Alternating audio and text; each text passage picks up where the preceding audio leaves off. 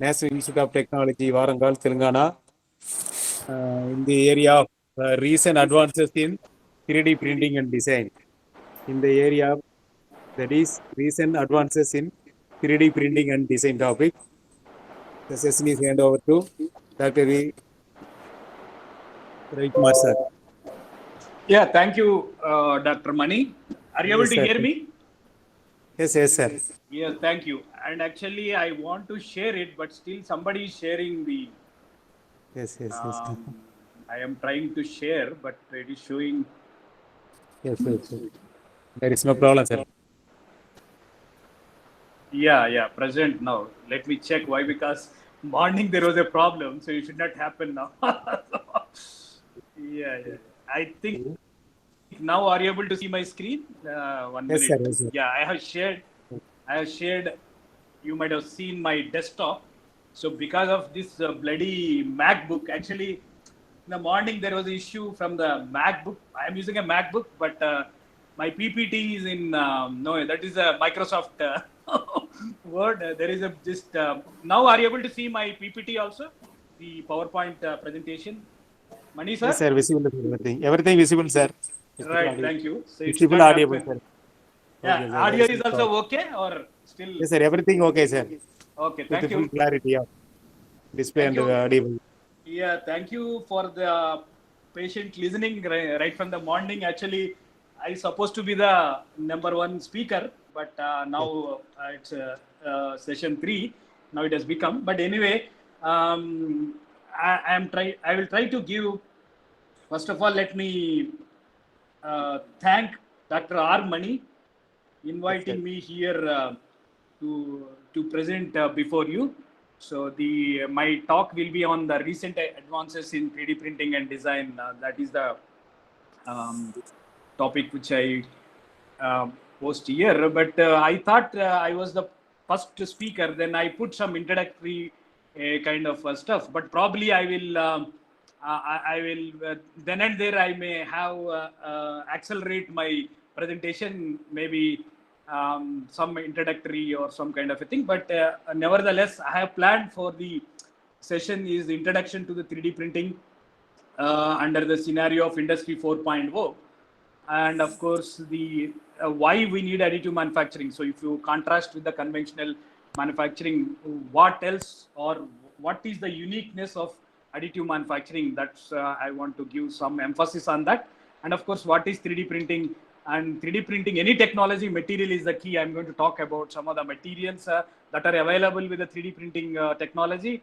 And of course, the applications starts with medical, aerospace, automobile, tooling, art and jewelry, fashion, food, and education. And from that education slide, I want to take you to the NIT Warangal activities on 3D printing, or in particular additive manufacturing, what we have been contributing for the several past 10-15 years from NIT Warangal side. I'm going to discuss some of the activities of NIT Warangal. And then, of course, the pandemic is now is the COVID-19 is the pandemic. Then how that this technology is helpful for this COVID-19, especially you have supply chains are broken. So means, of course, the lockdown means you don't have to know, you doesn't have to move anywhere. Your supplier may not be able to supply you your product. So definitely 3D printing is the one solution where you doesn't have a supply chain or a shrunken supply chains or disrupted supply chains. So the 3D printing will come you SOS, like it is your come to your rescue. So I'm going to talk about a bit on COVID-19. What is the role of 3D printing in COVID-19 scenario? And of course, I will conclude with the future directions of 3D printing. That's what I have planned for the next 1.5 hour. So kindly bear with me.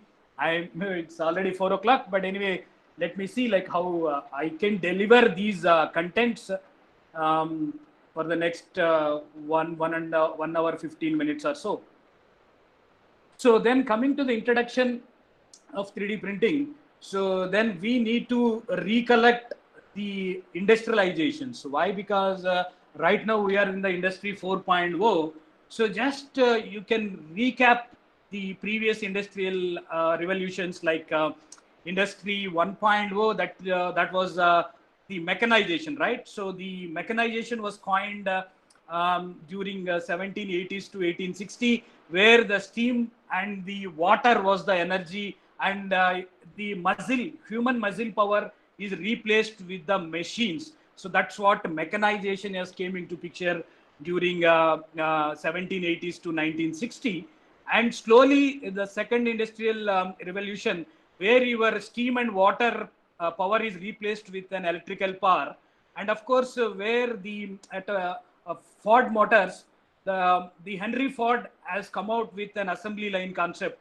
So that has the assembly line is the concept, or the term coined in the second industrial revolution, that is 1870s to 1960. And of course, the previous industrial revolution, that is the third industrial revolution, which is a more promising and stating the importance of automation, right? So then, of course, the biggest revolution will be the PC, that is the personal computer, or the information technology. And electronics was like, you have a robotics and you have automation, means purely it is an electronics related oriented stuff. And of course, that was the third industrial revolution, 1970s to 2010. And right now we are enjoying the industry 4.0, or the fourth industrial revolution. So then what are the kind of technologies that the industry 4.0, or the tools that the industry 4.0 consists of? So starts with autonomous systems, cloud computing, system integration, simulation, IoT, that is Internet of Things, augmented reality, virtual reality, big data analysis, and most important part is cyber security. Means your data is now, it's a cloud based, and then anybody can see across the universe. Then you have to be, your data should be secured. Of course, your cyber security is one element. So all these the blocks, building blocks of industry 4.0 to make the industry as a more smarter, rather than, we can say, the cyber physical systems, right? So that is what your industry 4.0, otherwise as a smart factory. So then what could be the manufacturing under this industry 4.0? So then the surveys are saying that, so your manufacturing is getting shape from traditional manufacturing into additive manufacturing. So that is not my word. Several surveys are saying that it's going to be. So then this is a one survey from ABI Research. So they are projecting by 2030. So there will be AM systems, so which can produce a 2 trillion worth of parts and end products. The underlying thing is a end products. It's not a prototype, or it's not a model. It's not a component. I'm talking about end product. So total assembly, maybe you can put it in that way. So that we'll see how this disruptive nature of this additive manufacturing will make you under this industry 4.0. So then what is your manufacturing is going to be vital? Of course, additive. So then we'll see how it will be. My previous speakers also might have emphasized on all these aspects. So then let me concrete such kind of statement which was given by the previous speakers.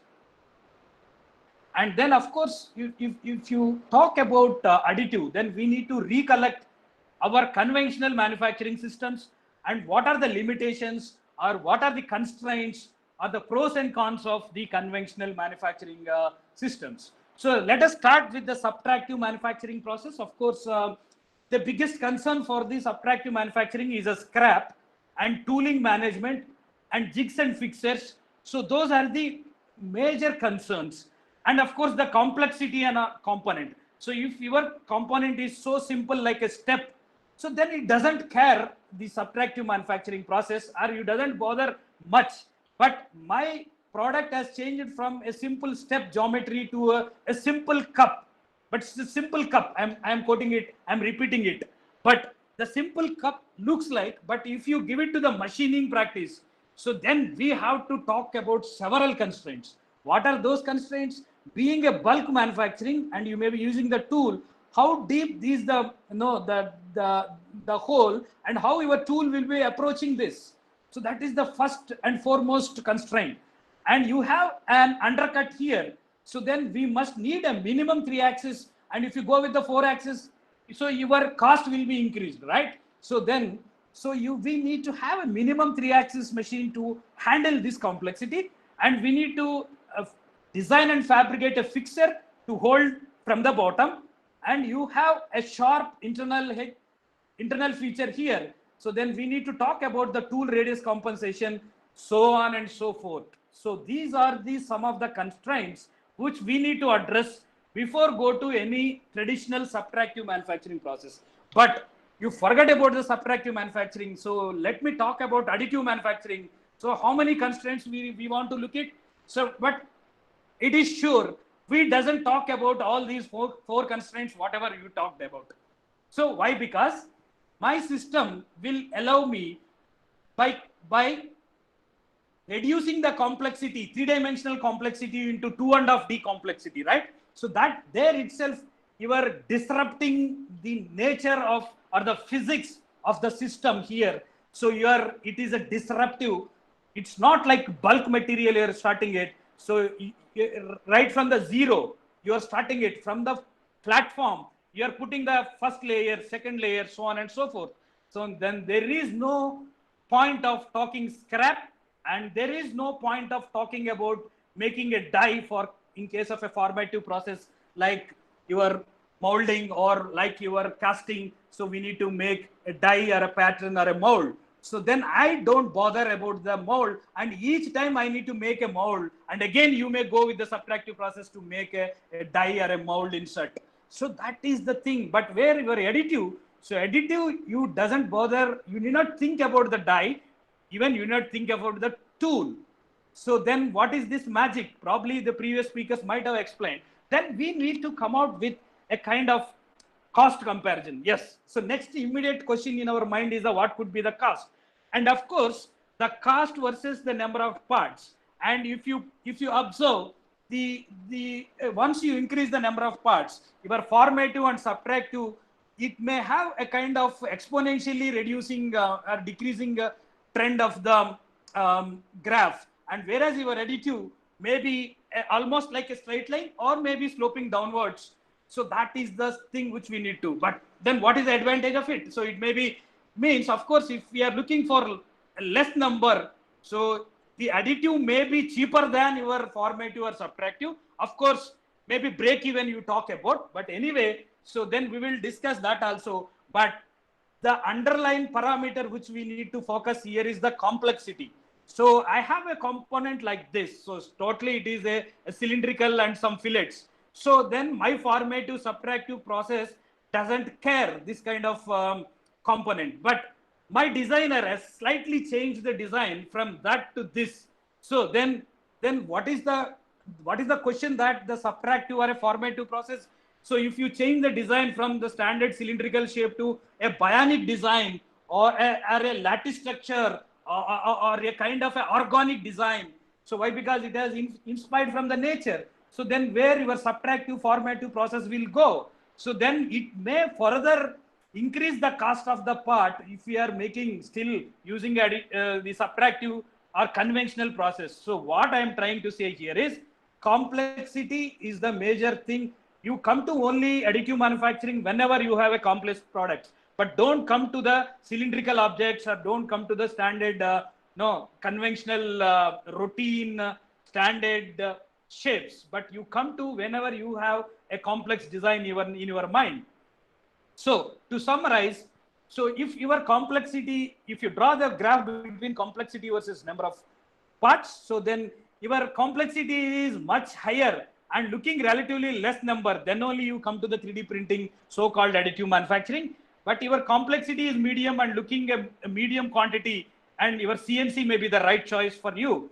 And looking less complex and looking high quantity or mass production, go with investment casting. But your complexity is medium and looking at the mass production, go with the injection molding. So with this, keep in mind that, and then you choose the appropriate technology. So then what is 3D printing or additive manufacturing? So probably my earlier speakers also already given the lot of introduction and lot of exploration to this. So, but in a nutshell, let it be prototyping, rapid prototyping. Why? Because this technology was started in 1988, 89 commercially by 3D Systems. And then Charles Hull was the person who filed the patent, US patent, and further he started a company, 3D Systems in USA. But at that time, only polymer printing, so the application is limited only for the prototype.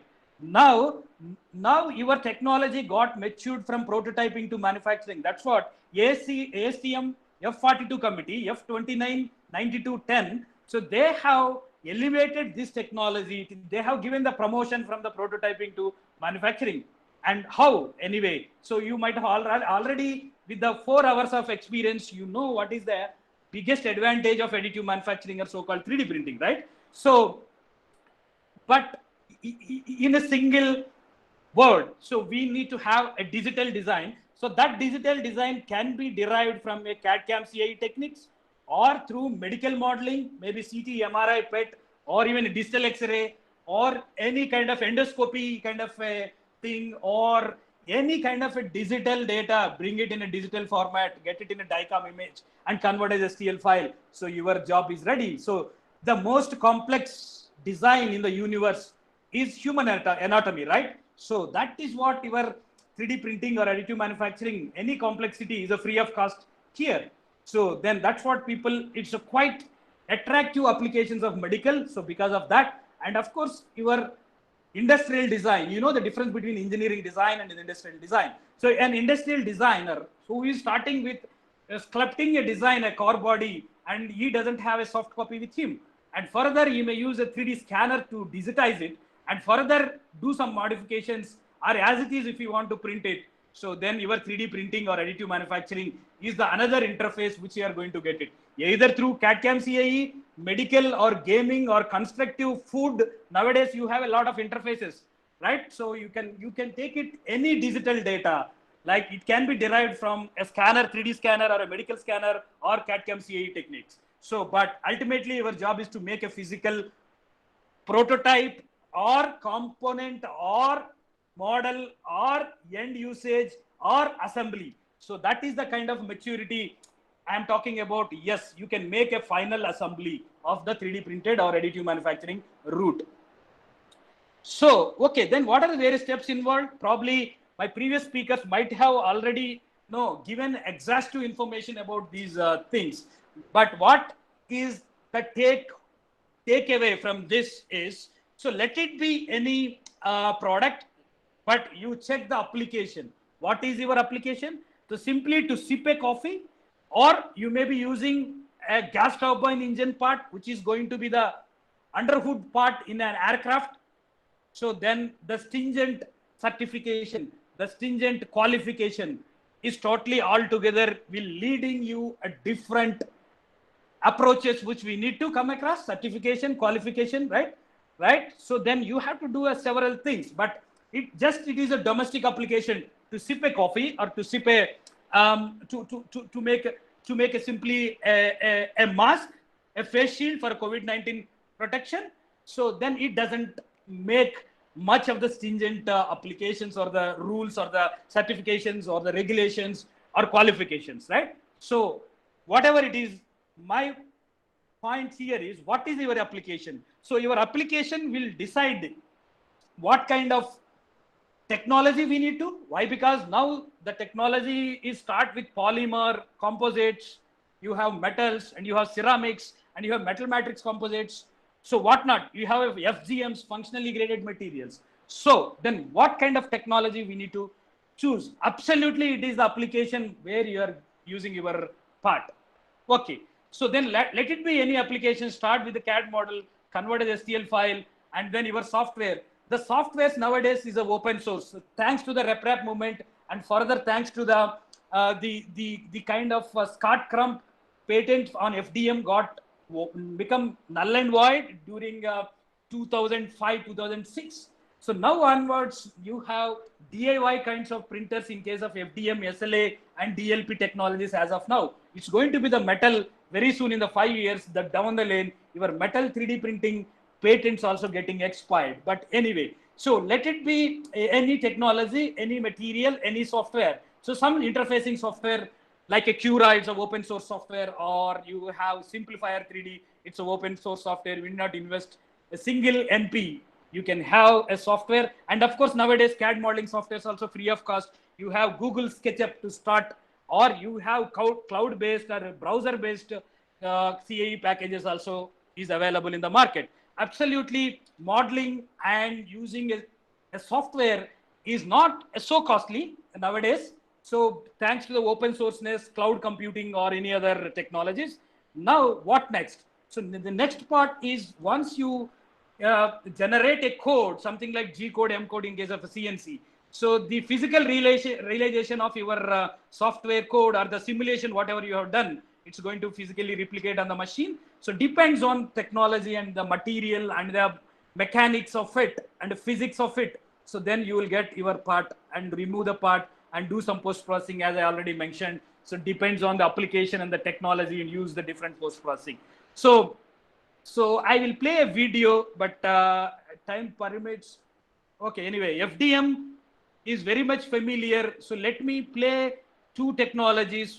One is from HP. So that is a multi-jet fusion technology. So which you can as you know that HP, they are good. They are pioneers in two-dimensional printing. Now recently they entered very late, but they have come a bit late, but they have come out with a very good technology called multi-jet fusion technology. So it's of binder jetting nature. So you can jet the binder or in the form of a fusing agent and detailing agent. There will be two agents which is getting jetting from the something like your inkjet printer. Instead of a ink, you are jetting the binder from two types of agents. One is a fusing agent, another one is a detailing agent.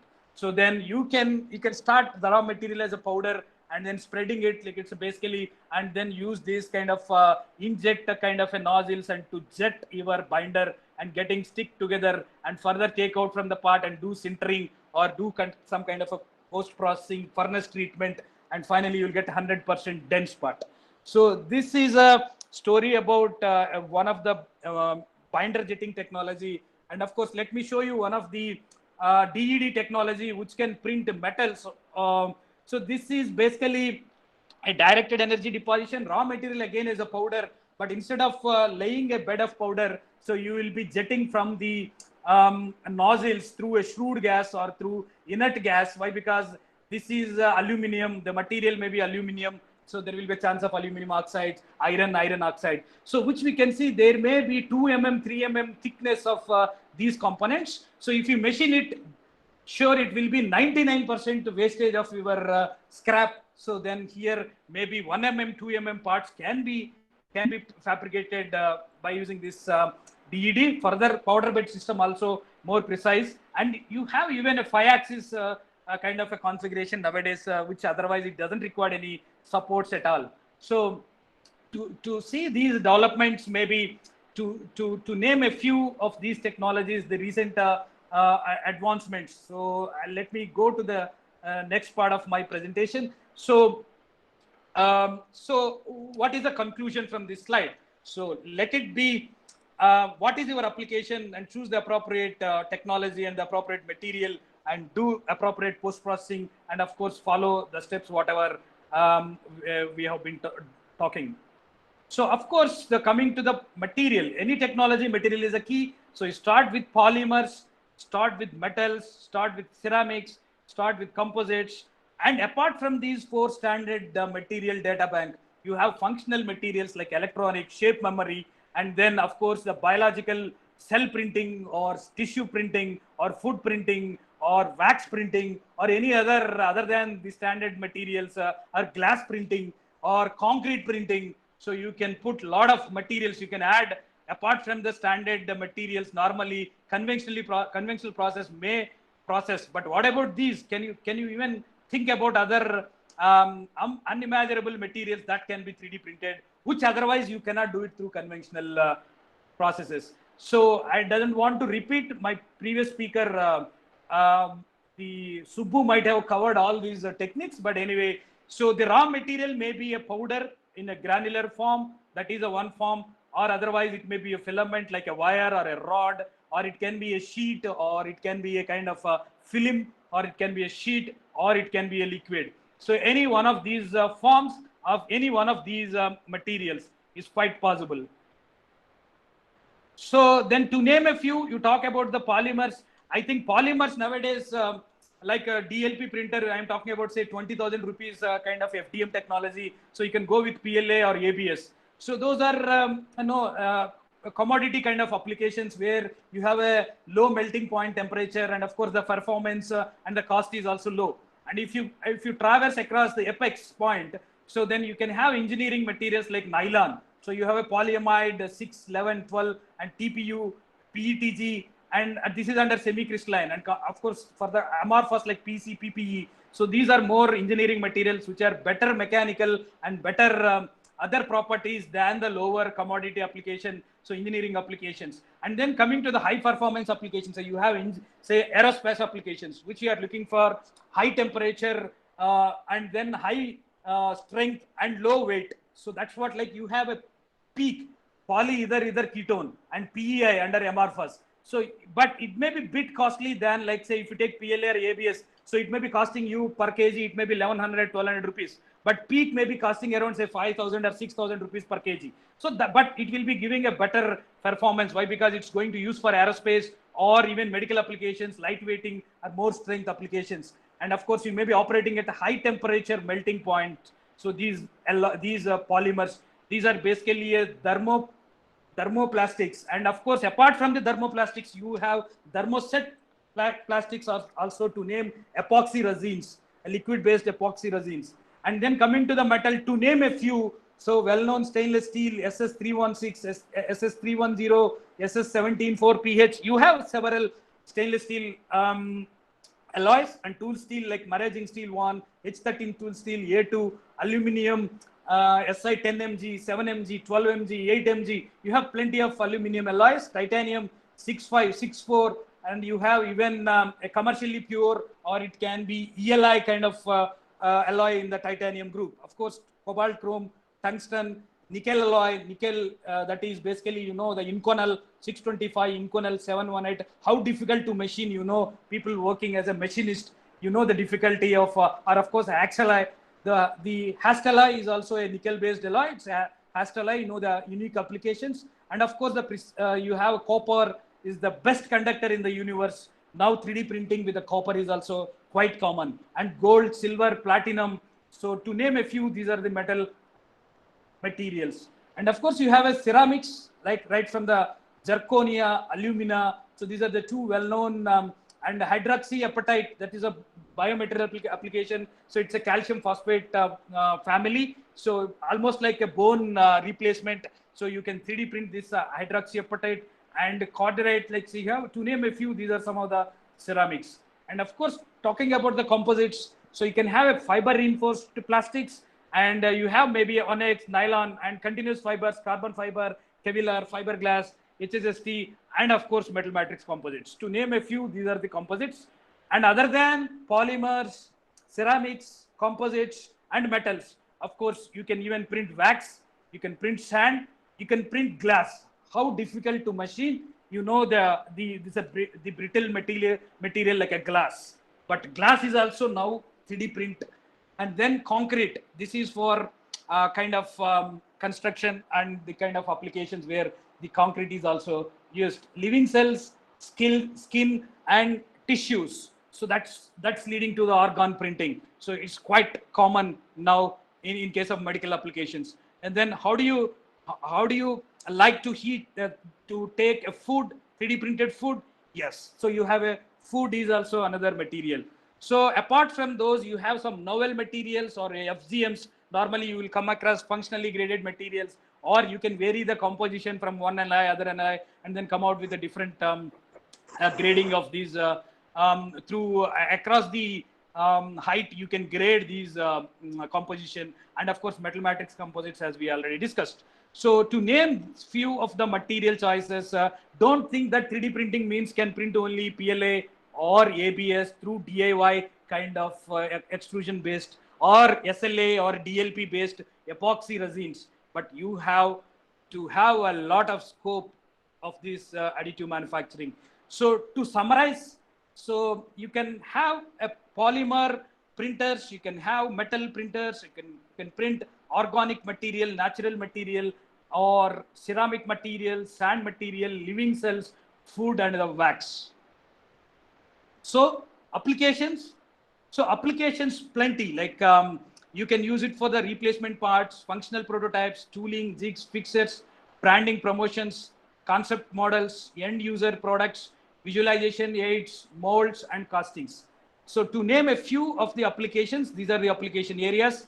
And of course, if you are looking a particular area of application, say you are the technology, as we know, that started with an prototyping application, but still prototyping is the strongest area application sector now also. But what additive or what 3D printing route than the conventional process is going to give you the benefit is, of course, the faster way of doing it. So if you talk about conventional prototyping, then people will talk about timeline, say 2 weeks, 3 weeks, 3 months, 4 months. But that is not the case. If you come to the prototyping through additive manufacturing, then you talk about days, or at max it's a weeks, maybe 1 week, 2 weeks. So that is the kind of power. It's a faster, less expensive, allow complex designs. The complexity is free of cost, as I have been talking about right from my first slide. So aerospace, light weighting, so that is the biggest benefit. You are going to mimic the lattice structure, or you are going to use a bionic design. So it is going to magic of your 3D printing. Apart from your material property, light weighting property, you are going to get the double benefit through additive manufacturing design or additive manufacturing fabrication. So you can make it more lightweight structure. That's why GE or Rolls-Royce or Airbus or Honeywell or Pratt & Whitney, why they are looking for additive manufacturing. So these are the reasons. So complex designs is quite common and quite easy with no or less cost. So you can do it. And spare parts, of course, automobile is the strongest sector. Users of this 3D printing, like for the faster design cycles, cost and time savings for small series production, and spare parts for rare vehicles. And of course, you have a medical and dental applications. Though, then what is the advantage of medical and dental? Of course, the customization is another driving force of additive manufacturing or 3D printing. So you can make a patient-specific data, you can customize, and you can personalize also. So you can go up to personalization, not only customization. So through additive manufacturing in medical or any other consumer customization application, mass customized applications also. So then you can have optimized textures for the bone ingrowth. So you can mimic the bone, you can mimic the tissue, you can mimic organ. Now people are talking about, say. So then it's not that difficult to mimic a bone or to mimic a tissue as of now. So then military, of course, you have a simpler logistics where you can take these 3D printers to the battlefield. So that is the biggest advantage, where you have a supply chains, or your logistics will become very simpler once you come to the disruptive additive nature than the conventional. You cannot take the CNC machine to the battlefield, and you cannot take to the marine, or you cannot take it to all the CNC machines or things like that, right? But it is possible to take. People are able to take it in space also. The 3D printing, NASA and other space people like ISRO. So then they may be even taking these printers to the space, of course. So where you doesn't have a supply or logistics is the major criteria, right? And jewelry. So with my knowledge goes, so in India, jewelry is the industry using the biggest users of 3D printing is undoubtedly, I can show you the statistics also. It's going to be the jewelry industry in India I am talking about. So you have a faster design cycles, unique and complex designs, and industrial applications like a faster, less expensive, complex designs and possible, and construction and architectural applications where labor is the major concern for your construction, right? So where you have a logistics, that is the biggest culprit in case of construction industry. Now also in the lockdown, all the labor, they have gone to their native places, like normally Bihar, all these states. So nobody is there to work in the real estate. That's what entire our GDP gone negative. So then you have a technology like this.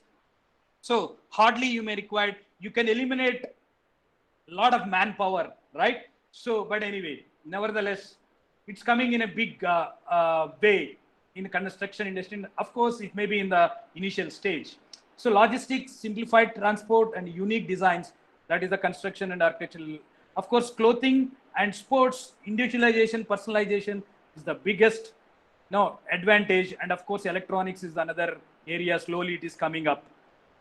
So with that summary, let us talk with the medical application, medical and dental applications. So what is the uniqueness? Why you want to come to the 3D printing? So you have a conventional CNC practice, you have casting technique, all this. So why you want to come to additive manufacturing and 3D printing for medical? As I already mentioned, complexity, personalization, customization, right? All these are the driving forces for the medical and dental. So now the dentistry is now becoming dental, the digital. Why? Because so your clips and your wires are replaced with 3D printed teeth aligners, of course.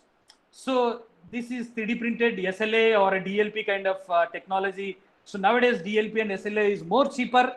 It's coming as a DIY kind of configuration, and the material cost is also now it's drastically reduced. So then people like the orthodontic, these the area orthodontics, they work for these teeth aligning solutions.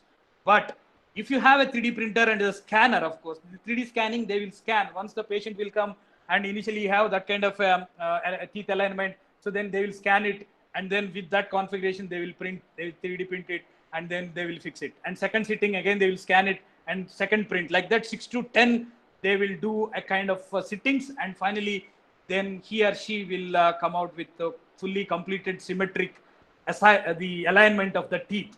So then why 3D printing? So of course, this you may be looking a mass customized.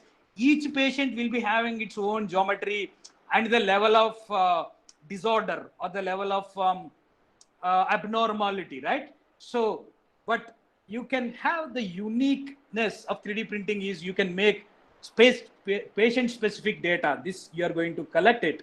It's not like a standard normally you do it, right? So that is the biggest advantage. And of course, the similar concept can be extended for the hearing aids. The hearing aids normally is a standard sizes, right? Either you have XL, L, S, M, like that. But so you can have a 3D scanner which he or she ear canal can be scanned and further exact fitment. Otherwise, it may be irritating the patient.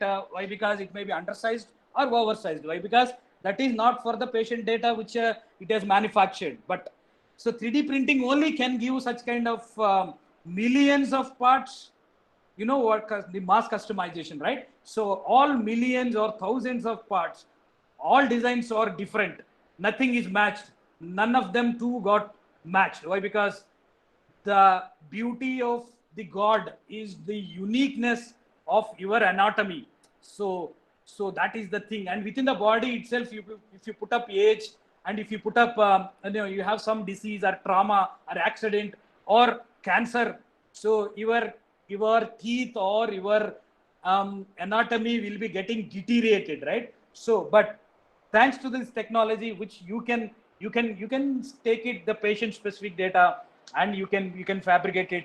None other than this technology will give this kind of solution. Why? Because so if you are going for the traditional CNC machining, so you have to generate a million programs and you have to make a million dies or the die inserts for, but that is not, it's a foolish idea, right? But what is a good idea? So the good idea should be anywhere you have this mass customization came into picture, let it be medical, let it be consumer product, food industry. Yes. So Nike and Adidas, now they are coming out this kind of mass customized shoes getting printed. So you have a huge potential in a upcoming years for this 3D printing or additive manufacturing. Yeah, and one more biggest area is the implant. So implant, so it's a permanent implant. If you talk about, I'm not talking about say temporary implant. Let it be temporary implants can be done. Say you talk about the permanent implants, so it will be there forever. So into the patient body, and it should be it should be compatible, or it should be having a kind of osseous integration. Means, so your foreign body, your implant is a foreign body, and you have the natural bone and natural ribs or natural tissues. It should getting married, right? So means you have an osseo integration. So how do you get that osseo integration? So how best you can mimic the bone, or how best you can mimic the tissue or the organ? So that is the crux of any implant, right? Of course, it depends on the material and design. So thanks to the 3D printing and the design, so where even you can mimic the porosity, say, which we can see. So it's more porous. So it is not a solid one. So then we need to, somewhere it is solid and somewhere it is porous. So that you are going to mimic as for the bone density and the bone porosity of the patient. You are going to mimic. That is the beauty. None other than this technology will give such kind of solution. Yes, exactly. So then you have, of course, that's about the implant. Like it can be any material, titanium or cobalt chrome in case of metal or steel, or in case of ceramics. We can talk about a lot of biomaterials, bioceramics, biocomposites. So maybe not all getting 3D printed, but at least some 10% or 20% of your bio materials can be 3D printed. So then surgical planning, of course, you can plan the surgery, or you can rehearsal the surgery. So you can, he or she can come out with any complex surgery. So without experience, with the help of the technology. So is it not the disruptive way of doing the things? So yeah. So then you can do it. A lot of surgical planning, rehearsal, simulation, or come out with the best surgical procedure at the end of the day. Yes. So you can make orthopedic casts. You can make these technology for personalized medicines, or you can customize the doses, right? So then that is the biggest advantage if you come to the drug delivery kind of stuff. So you can personalize the doses, things like that. So then we'll talk about aerospace. Aerospace, then what are the requirements that the aerospace is looking at? So definitely the light weighting is the major crux of any aerospace industry. Then people may be looking for the composites, fine. But then what the 3D printing is going to play a vital role in the aerospace. So to name a few, so let us start with the very well-known example of General Electric GE, a LEAP engine. So this LEAP engine is a nozzle, so which is used in a Airbus A312 kind of Airbus. So previous design was 20 parts, but 20 parts now they have replaced with a single part, that is through additive manufacturing of metal in nickel based alloy or in aluminum. Basically it's aluminum or a nickel based alloy or titanium. So these are the materials, super alloys, which we have been using it maybe through machining or maybe casting. Normally it go with the machining, but the challenge is the scrap, 99% or 90% waste. But anyway, so your technology, the additive manufacturing is going to be the, this is not my words, so you can see the statistics. So they are saying that the part consolidation from 20 parts to the single assembly, single part. This is the single part. So 20 parts are replaced with the single part, and 25% weight reduction in the fuel nozzle, and 5 times durable than the conventional previously designed. Previously people have been using it for the Airbus A321 kind of application. So then not only a fuel engine nozzle, so it can be a gas turbine components, maybe inside the thrust chamber or inside under the hood. I'm talking about gas turbine parts. So it's quite common now, and people have been investing like GE, Airbus. I'm talking about Honeywell or Rolls Royce or Patton and Whitney. So all these guys they are investing huge trillions of dollars on this metal, especially metal additive manufacturing. The reasons are this one, and even you can make it a bionic design, maybe in the cabin parts. In the cabin parts also, you can take the advantage of bionic or lattice structured lightweighting structure, right? So that is the beauty. Even Airbus is looking for, of course, again 15% lighter than the conventional. Normally they use it because of lattice structure. So only 3D printing can make lattice structures. Otherwise, it's not possible. Yes. So then this is one famous GE catalyst engine. So I'm talking about the engine part. All the engine parts, 1/3 of the engine parts are getting 3D printed. All are metal 3D printed. So 1/3 of engine parts. Can you imagine? They started this project in 2015, and recently, just this year, they got the certification from Federal Aviation Authority called FAA. So that is the kind of power. So why GE has to invest on the metal 3D printing? Yes, this is simplified in supply chain. Otherwise, we have been talking about the conventional pros and cons and supply chains and logistics part, right? So then it will make additive manufacturing will make, so just we need only the printer and the design, right? So you not much bother about the tooling, jig, fixer, process plan, who is going to make, who is supplier, right? So nothing. So then it's a simplified supply chain logistics. Assembly also, people are saying 1:20 is the part reduction, right? So to name a few. So then assembly, the simplified assembly, that's a part because of, thanks to the part consolidation. So your assembly got simplified. And of course, because of that, your maintenance is very simpler. And of course, apart from these advantages, the lightweighting structure. So they are quoting, so they have compared the previous designs and the weight, and they are saying greater than 100 lb of the weight savings this catalyst engine block, or the total engine part I'm talking about. So and 20% improved clear burning efficiency. So not only your part weight reduction and the cost reduction, and the performance of your engine got improved 20%, and of course the more power than the previous engine, 10% more power. So means your weight saving is a cost saving. How? Through less fuel burning, right? So if you one lb or 1 gram will save you a good amount of fuel in aircraft, in aerospace applications, right? That everybody knows. And if you see one of the aerospace rockets, it's a monolithic thrust chamber, which you can see there is a fuel injection and the thrust chamber. And the biggest unique advantage here is all this is a single part they have printed. And wherever you have the lattice structures, so this lattice structure, no way you can print through conventional process. And what is the advantage of lattice structure? It will improve the performance of cooling performance and lightweighting. It's a double benefit you are going to get. One is the performance of your heat, improving the cooling efficiency, and because of lightweighting and your fuel efficiency, your fuel got saved. So that's what you are going to get advantage. Otherwise, it should be a conventionally CNC machined nickel based alloy, that is Inconel 718, but it's 3D printed. So this is the advantage they are going to get it. And of course, you are going to make a lattice structures, so which are bionic designs, or the bionic designs, or cell inspired designs. As we know that the advantage of these heat exchangers, which is lung inspired or lattice structured, and you combined with the best conductor in the universe as a copper.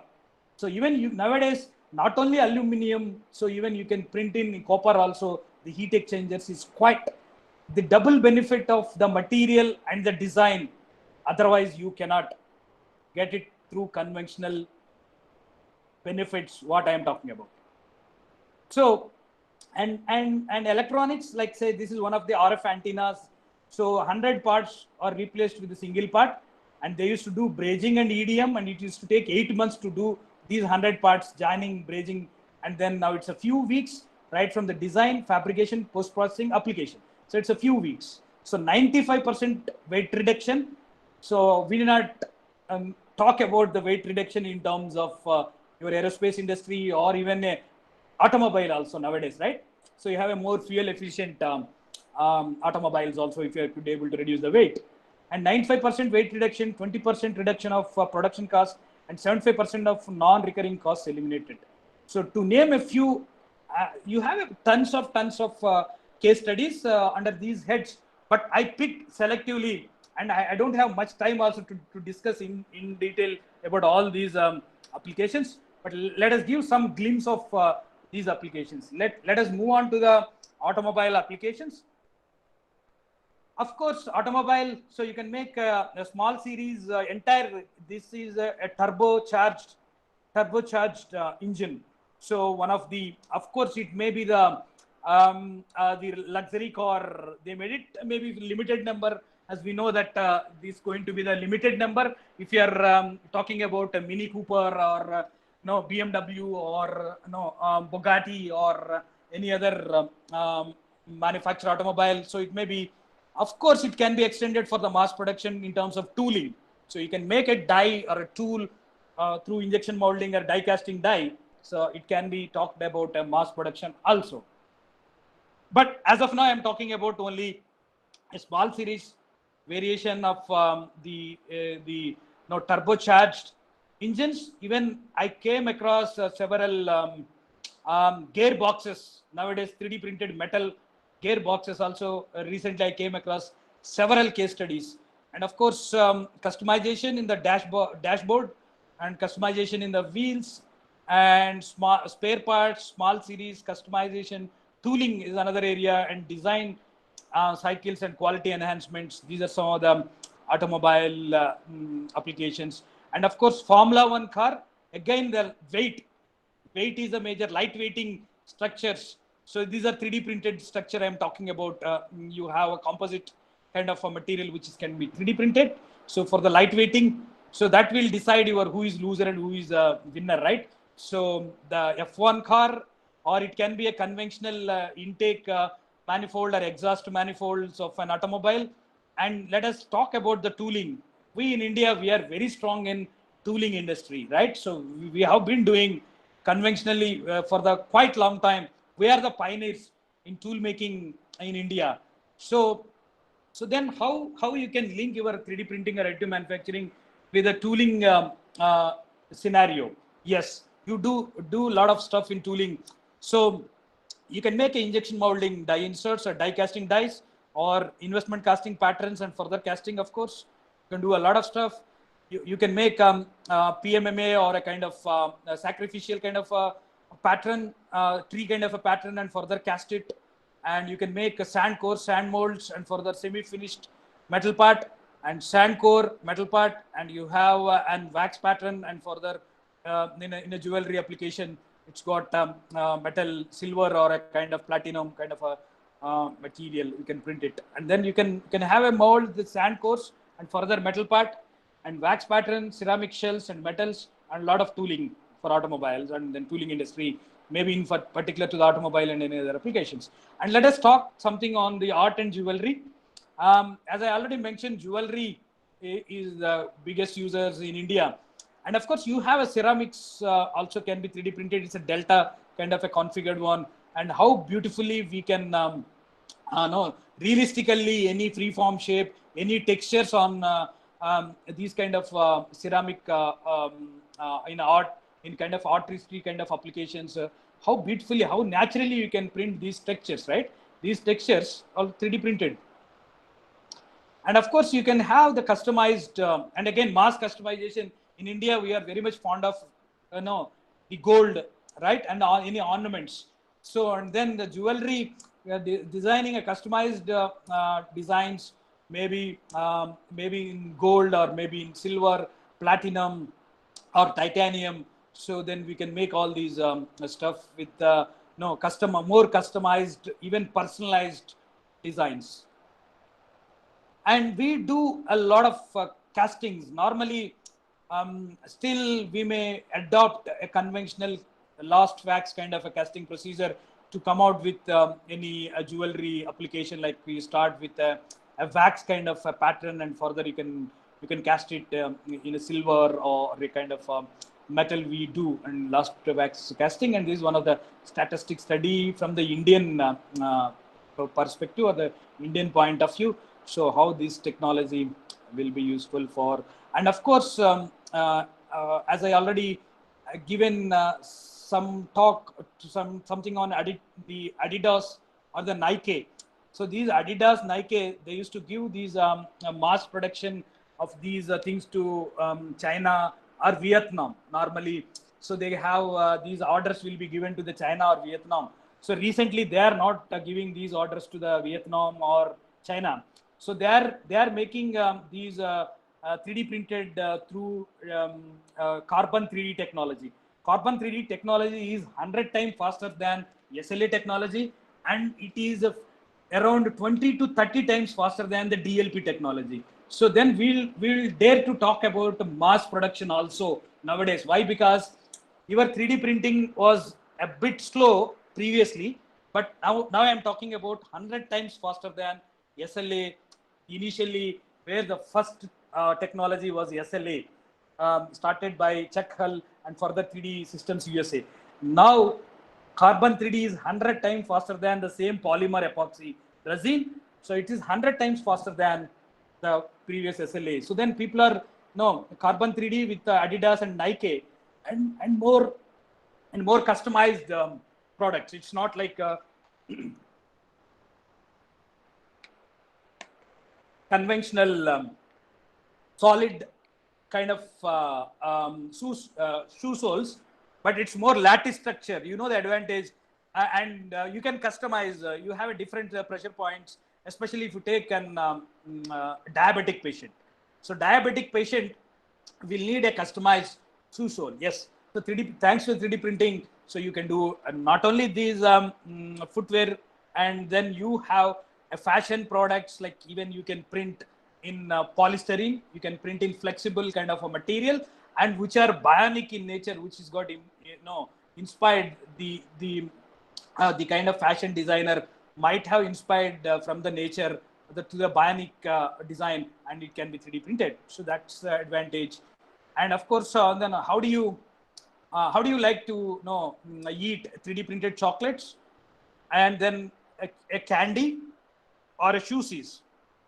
So it's you have several 3D printed restaurants are also coming up nowadays. So you can have the 3D printing presence in food printing also, which is not a conventional material.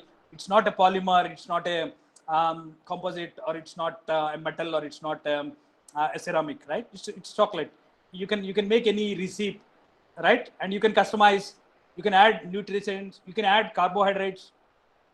So you can prepare your diet sheet. So you can customize, you can print it, you can prepare your own customized recipe. You can start printing it, consuming it, right? So that is the beauty. And then let me come to the last part of my presentation, that is talking about the education, how it is helpful for the education sector.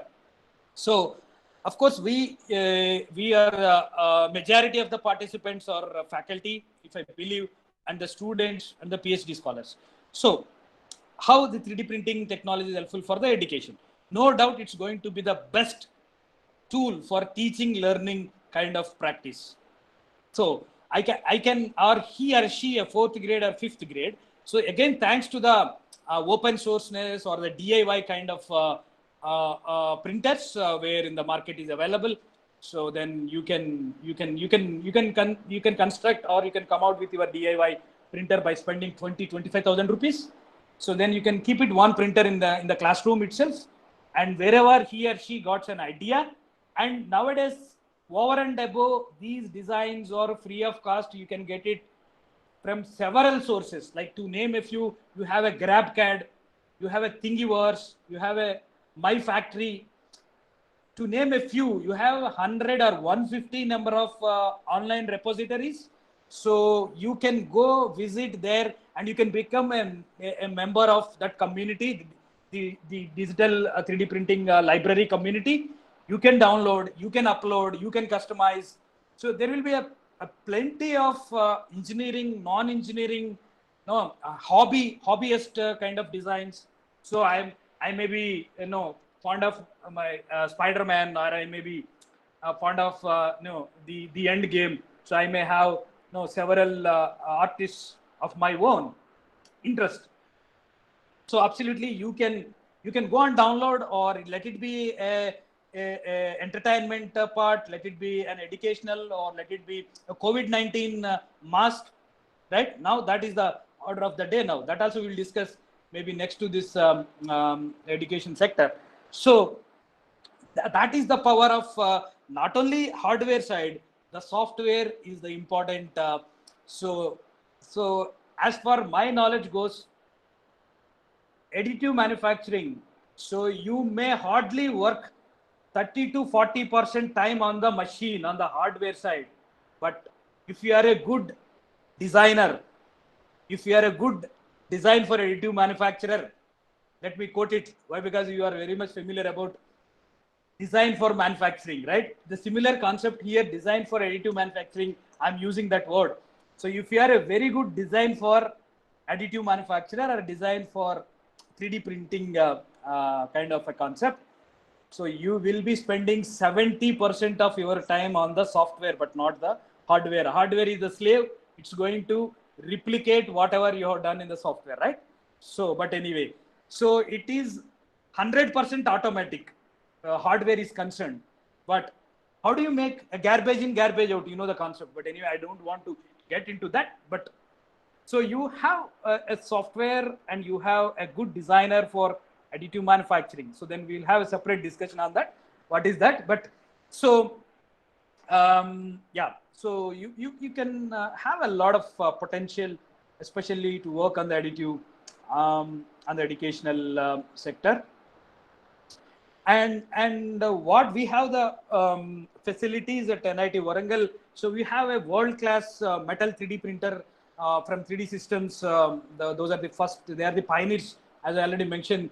The inventor, the father of this 3D printing technology is the Czech Hull, and he is the founder, CEO of this company, so 3D Systems. So that is they are pioneers in 3D printing equipment. As far as the business is concerned, this is the best 3D printer. This is a metal 3D printer, which is of powder bed nature, so which can process. Nowadays there is no material restriction.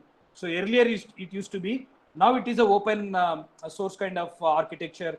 Any metal 3D printing or any polymer printing or any composite or any ceramic printing nowadays, that is again thanks to the open architecture kind of ness in a 3D printing. So that will enable you even to further explore this technology. So not only restricting, saying that, hey, you have to use my material only. Yeah, that was the scenario 5 years or 10 years back. But no more the monopoly from the manufacturer. You can try your own material. So that is the beauty. I can go with the steel. I can try with different grades of composition, metal matrix composition of a steel, or I can go with the titanium. I can go with the nickel. I can go with the cobalt chrome. I can go with the titanium, and I can go with the hastelloy. So I can even try like any material. So then that is the one metal 3D printer, world class printer which we have equipped. And of course the Stratasys FDM based, again FDM technology, this we bought it in 2005-06. At the time it is a 40 lakh machine, but the same technology through Ultimaker, so reasonably very good, almost on par with the Stratasys make machines we are going to get. So it may be costing you around 2 to 3 lakhs. So that is the drastic, the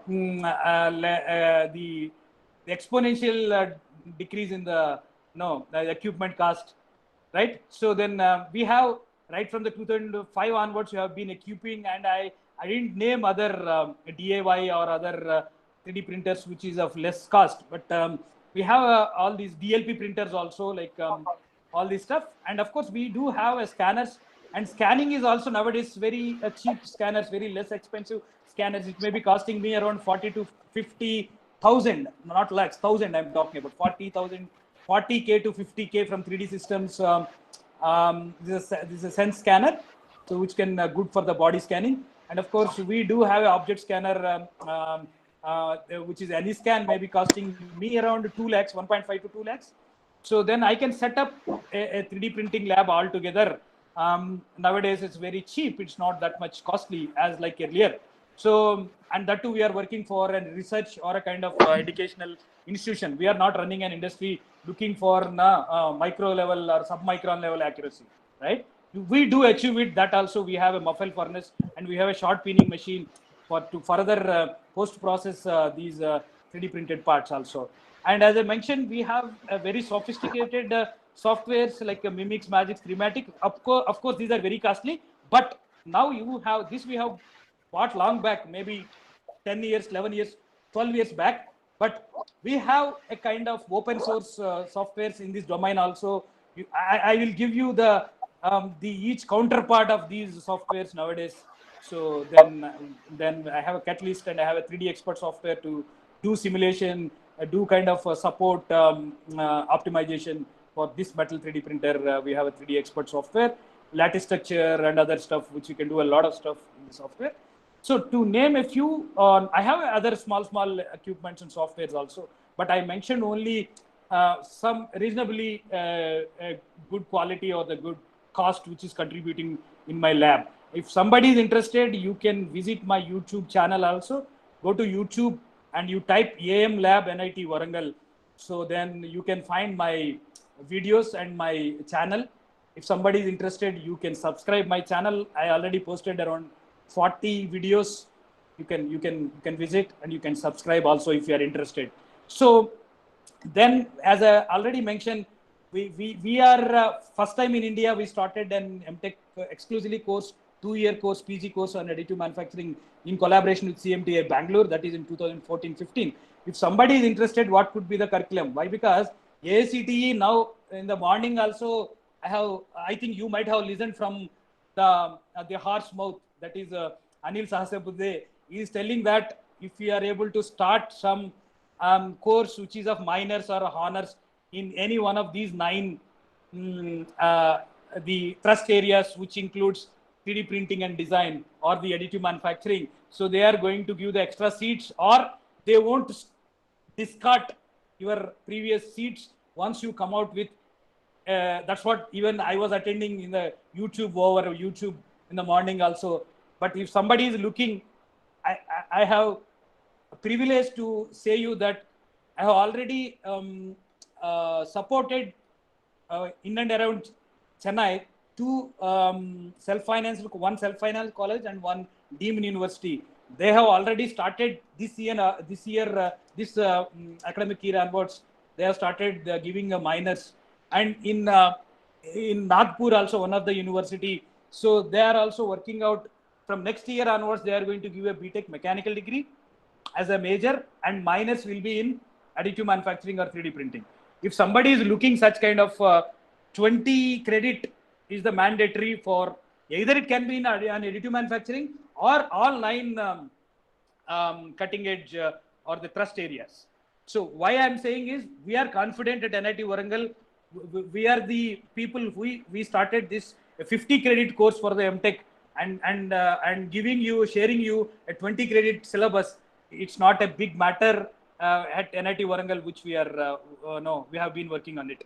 So then definitely, if somebody is interested, detailed syllabus of all these courses, go www.nitw.ac.in, go to scheme and instructions of MTech additive manufacturing. So you can find a detailed syllabus of first semester, second semester, and anyway, third and fourth is industry. So yeah.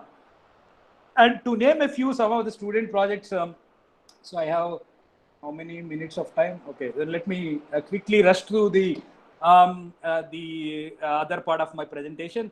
So the student projects, one of the automobile student, they have come out with different configurations of intake manifold of an IC engine. So which is the intention of improving the volumetric efficiency of the conventional IC engine, the diesel engine, which is there in the IC engine lab. So just to give an idea, so you can explore your 3D printing technology in several folds. Just to give you a glimpse of it. So then this is one of the cooling fin of a 2-wheeler automobile, which we have. This is a CAD model, and this is a 3D printed, and this is a casting. So through casting, so this is the pattern used as a master pattern, and further it got casted. So just an idea how people doing as a BTech main project or a mini project people are doing at NIT Warangal to emphasize on. So and then I'm not posting all the things, but maybe a few I'm presenting it, but I don't have much of the time to discuss in depth and all the things. But just I can give you some glimpse of it, as we know that any aerofoil shape it can be, and further you can incorporate a lattice structure inside, right? Further lightweighting. So then that is for windmill, and of course you can make all these unmanned aerial vehicle quadcrafters except electronics. So you can 3D print, you can scoop out the material and you can make it more lattice structure, which is a lightweight, right? So then and you can even reduce the fill density and lattice structured geometries, and further you can work out for the best lightweight design for your and then we can make a prosthetic customized prosthetic arm for one of the amputee. So this is a small printer, the FlashForge Finder. It is costing you around 35,000 rupees only.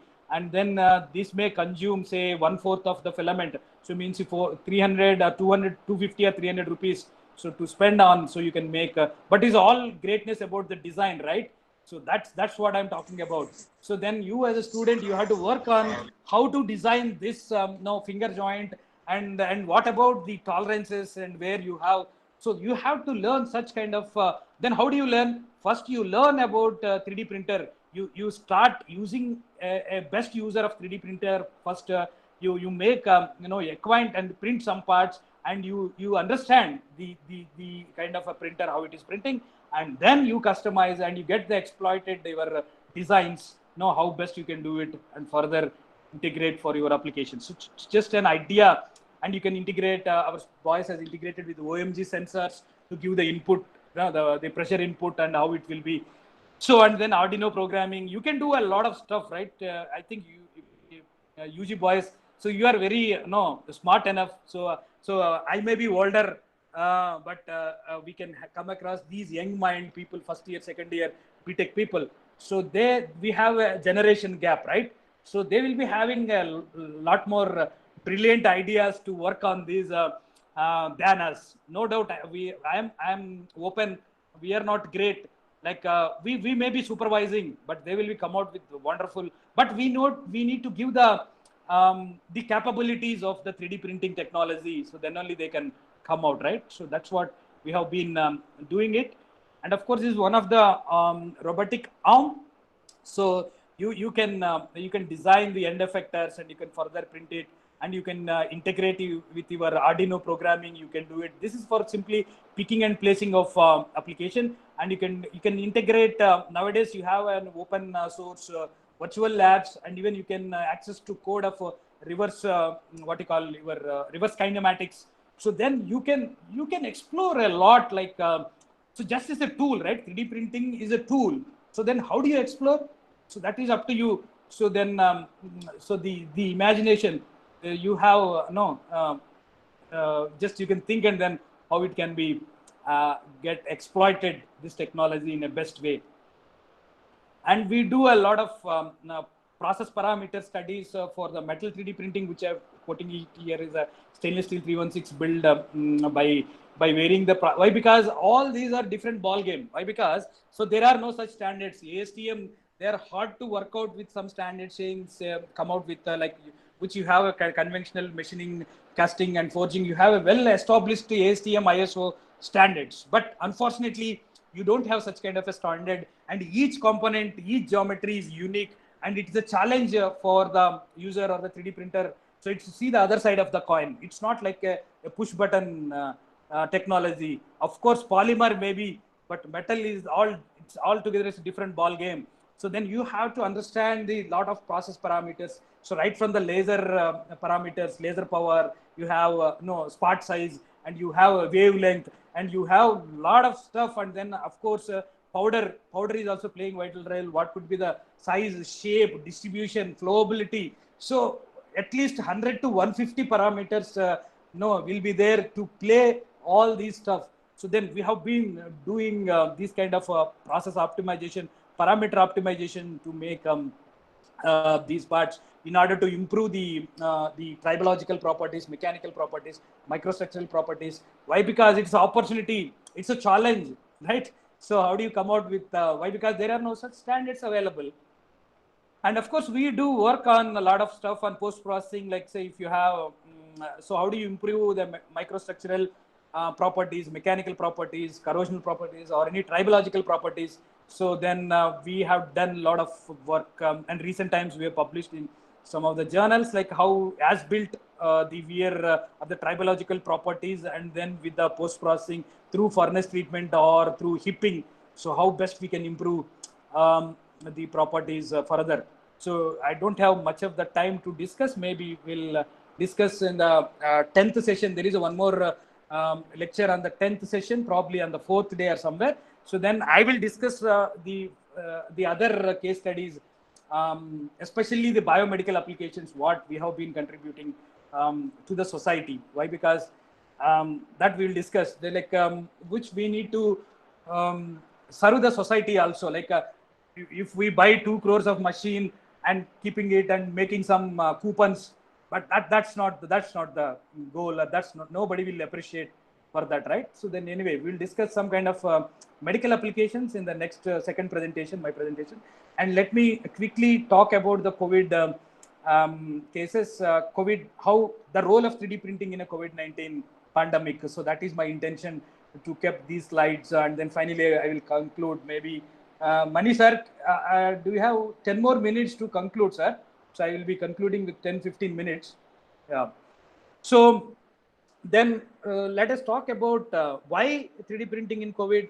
So again, the underlining message is what you call the supply chains, right? Supply chains are the logistics. Say at the moment you have the lockdown, so you doesn't move to the from your home or from your office to get it done any job. So if your supplier is ready, right, but your logistics are not allowing to do that, right? So 3D printing is the best. You have a 3D printer at your home, right? So at your home you have a 3D printer. So this 3D printing is all about democratized manufacturing process. Why? Because so it need not be in a shop floor or in a big workshop. I have to go and do it. So comfortably, this is my bedroom. Even I can have one printer here, so I can print it once I have a design with me, right? So that is in a more democratized 3D printing or additive manufacturing is all about. So of course we need to have a CAD design or a CAD model or a blueprint of the component. Once you have that, your job is done. Okay. So then of course what we need to do with, and anyway it is a typical application everybody may be using, so to fabricate a goggle or a face shield or a mask or a kind of a stuff. Yeah, so the again the underlining point is the designs are open source, so even I can customize. So I can download from like as I already mentioned, Thingiverse or GrabCAD or my factory. I have several communities or digital repositories. So without making null and void of the IT rules, right? You should not use it for the commercial purpose. So anyway, so everything will come under the IT Act. So then you have to be careful once you are using these kind of designs at your own, whether it is a personal use or commercial use. Then be careful whether you're using it for which purpose, right? So then anyway, so you can even personalize, customize as for your the size, right? So then you can do it very well, such kind of customization, and you can 3D print. Of course, you can. People have been using it, and you go to Amazon. Also, you can find a lot of stuff nowadays, and maybe a stopgap masks. So then the biggest advantage, you can take it these 3D printers and get it installed in the hospital premises, where we can avoid a lot of contamination, right? Otherwise, who is going to print? And you may be giving order to one of the supplier, and we don't have such time, right? So then good idea of it is like you can install all these printers in a hospital or a kind of a frontline area where you want to use this kind of a stopgap masks. And of course the designs are open, and it's got shade in the hospitals or in the 3D printing communities or user communities or online repositories. You can find several places all these designs, right? So, and then you can 3D print, and then you can use it And of course, people are looking for a kind of substitute or alternative for the ventilators. Yes, people have been doing it that, so maybe 5 to 10% people may require a ventilator. So maybe other people can manage with an oxygen with some kind of exhaling device, so which it will no, continuously supply the oxygen through HEPA filters. So then people will survive. Some people maybe not all the serious seriously looking for a kind of a ventilator. That depends on the level of infection or the kind of a stuff, right? So, but some people may manage with oxygen without a ventilator, right? So nowadays, people are able to find out the several alternative methods for ventilator kind of substitutes or alternatives. And one among is 3D printing, which you can see it in that way. So like you can make some masks, and further your oxygen will be coming from an oxygen cylinder, and where it is coming from here, and you have an FO filter, and you have a mask which is printed through 3D printing route. And then if you go and visit Netrilay website, then you can find out these kind of masks available, and then you can 3D print it. But be careful about the material which you are using it. Just like that, you cannot use a PLA for your domestic purpose in your home. You will be keeping it. But why? Because it's a frontline application which you are going to use it. You be careful. So then, as I already mentioned, depends on the level of infection. Some people can manage with these kind of exhaling devices through oxygen supply and HEPA filters, and then further you have a masks, and then these are customized as for the patient geometry or the shape or the form. So it can be no pain or no kind of irritation kind of a stuff. It's very good tool, right? And of course, HP, they are pioneers in 2D printing, as you know, that 3D printing also now. In India also, they got tie-ups with Reddington and other technologies. And these are HP, if you go and visit their website. So this I pick it from their website only. So which you can have several designs, and even you can download, and you can even customize as for your size and shape. And they will be getting printed on these machines. And then you can fit your HEPA filter and so on and so forth. So that's the beauty of this 3D printing once you can use it for. And of course, you do have a respiratory kind of a mask or venturi valves or oxygen valves, whatever you call. And then of course, these are 3D printed, which you can see. Hardly you can find, you can ask the supplier. So why? Because normally they may supply this with one or two valves, but now it is exponential growth of your COVID-19 cases. Then you may be requiring say 400, 500 from each and every hospital. I'm talking about within a city, one hospital. So it may badly require say 100, 200 number of mask valves or oxygen valves. So that is the demand, right? So then you have a 3D printer and you have approvals, FDA approved materials, then be careful. Why? Because it's going to be use it for the frontline people. Then people have been doing it, and people like Ferrari, and of course in India, Mahindra is also helping out to come out with developing indigenous ventilators or supporting these kind of devices for the kind of patient. Of course, in India also we can find several forums to work on this, or 3D printing community as such. So they are doing great. So, and then again, these are the oxygen valves which it will be fitted to the ventilator, and each patient it should be used separately. Individually, we need to just you cannot reuse these, right? So you cannot reuse, and each and every patient again 200, 300 is a requirement from each of the. You may have the ventilators, and you may normally you have normal ventilator 1 or 2 or maximum 10 or 15 you can keep it, and then you may not be keeping say thousands of valves, right? So the oxygen valves, so right, so that is the demand. And then thanks to 3D printing, so otherwise again we need to make a die or mold or so, or even you can customize. That is the beauty. Otherwise you cannot do it in a conventional process. So that is the advantage which and nevertheless in the rapid tests. So in the rapid tests also, which you can even do a kind of a positive COVID positive testing through this rapid test.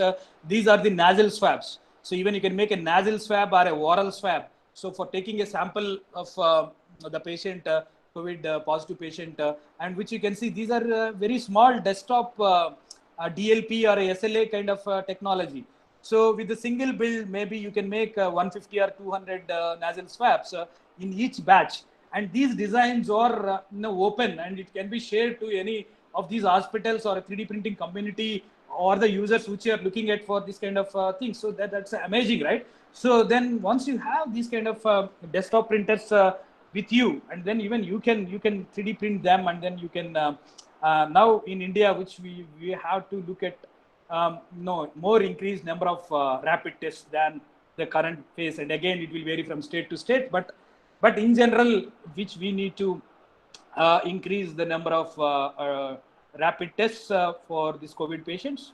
And of course, 3D printing can help in that direction for producing these kind of nasal swabs. And of course, if you go and visit Amazon or Materialize, there is a website, as I have been talking about Materialize.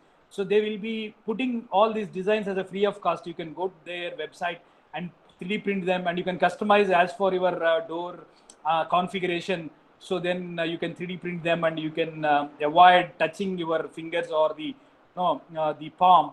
Just you can use a elbow to operate doors or any other. Nowadays, you can find a lot of Amazon products saying that multi-purpose kind of stuff, right? So if you have a printer at your home, so we may require only maybe 4 or 5. Why? Because in our family, maybe 5 people or 6 people are there. So then I have a 3D printer at my home, and I have a design. I can download it, and then I can use it, right? So as for my configuration, I can download the design, and then I can 3D print it, and I can use it, right? And of course, the 3D printing in construction I am talking about. So you can 3D print the quarantine booths. These are some of the quarantine booths. These are 3D printed for of course, this is for the disaster management kind of application, or the pandemic application, pandemic situation where you are 3D printing this. Otherwise, also this is one of the company from China, Winsun. So they are producing around 15 to 20 booths per day, and with electric and water supply, you can very much use this technology. And of course, as we have been talking about the quadcopter or the unmanned aerial vehicles, except electronics and battery, so we can 3D print and we can use it for sanitization or survival purpose. As we know that we can make more lighter and lighter weight through material or through scooping, through infill density or through parameters or through designs. So you can do several stuff. Otherwise, you cannot do it in a conventional way. So, and then ventilator splitters, and then thanks to the FDA, they are giving a fast track approvals for these kind of, why? Because it's a pandemic. So then they have to work out these approvals, the FDA and any other regularity bodies to give these approvals for such kind of pandemic applications. So normally the ventilator will be served 1:1, right? So, but the V-Sphere or a kind of Prisma Health, and in India also people are coming out with different designs also. So you can even fit these splitters to maybe 1:2 or 1:3 or 1:4. So minimum 2 and maximum 4 patients can be supplied oxygen with a single ventilator by using 3D printed splitters. And of course, we have to take the approvals for this, just like that. It's going to be used in a hospital or in a frontline people and the patient directly, and the doctors, which they will be operating these kind of ventilators, and then it should be further approved by FDA. So then it will be supplying through the splitters, and then it will be one will be supplying to 3 air balloons, which you can see. So in that way, which the 3D printing community as such, they are doing great service to the under pandemic. Of course, it may be the job opportunity or the business opportunity also. People looking in that way. So then definitely it's going to be 3D printing is going to help you out in COVID-19 also. You can get a better, good business opportunity. Yeah. And then people are looking to make more manual ventilators into more automated ventilators, maybe through 3D printing and some kind of electronics and some kind of making more automated nature to operate your balloons, the air balloons, and then further the pulse. And then in that way, the people are looking. This is one of the San Diego University College. They are doing such kind of experiments or converting. As we know that wanted thing is a ventilator. So how do you go for a substitute or more automated fashion which you are going to use these ventilators? And last but not the least, even you can 3D print the lungs. So these are the which you can see the infected lungs of a COVID positive patient, which this much infection he or she is having, and how beautifully these neurovascular structures are getting 3D printed through this additive manufacturing or 3D printing through this is through material jetting technology, object technology. Now it is Stratasys has taken over this technology. So how beautifully, how realistically you can neurovascular or the infection part also how it is beautifully 3D printed. Further, for the better communication or education or kind of a, stuff, or otherwise they have to manage with CT or MRI data of these the lungs images of a patient. So otherwise you can even 3D print them. And let me give some futuristic applications of this 3D printing, and let me conclude in a couple of minutes my presentation. So what is this futuristic applications of 3D printing? So as I mentioned already, it's not going to be the medical or dental applications is going to be as of now it may be implant, so which is going to be biomimicking the bone. So bone means say orthopedician if you take, so mostly it will take the compression load or the tensile load or any other it's a weight carrying capability only you are mimicking, right?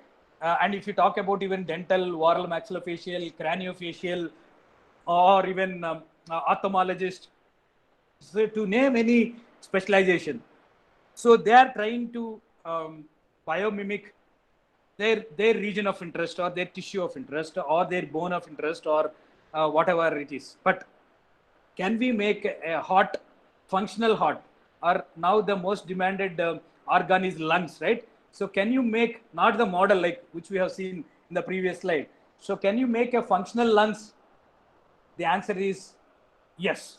Maybe time limit we need to, or time frame we have to talk about, but people are attempting, and then people have been successful in some of the simple organs or tissues, like it may be a skin, or it may be a blood vessel, or it can be a bladder, gallbladder.